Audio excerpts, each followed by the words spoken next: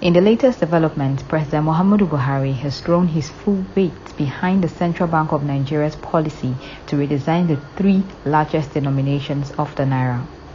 The All Progressive Congress candidate Asiwaju Bola Tinubu revealed that he had conceded to President Buhari the honor of nominating his running mate, but the president declined.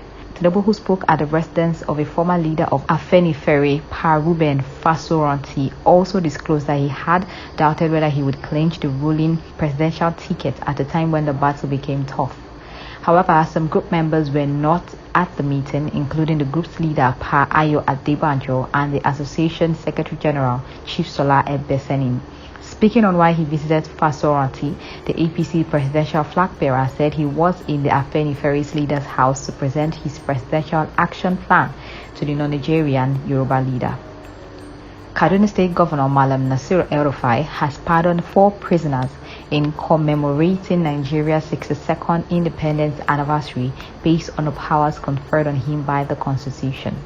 The Lagos State People's Democratic Party governorship candidate Abdul-Azeez Adediran, aka Jandor, said he would check all excesses of transport unions and the motor park touts if elected governor in 2023. The Independent National Electoral Commission has rejected calls for reordering the sequence of the 2023 general elections.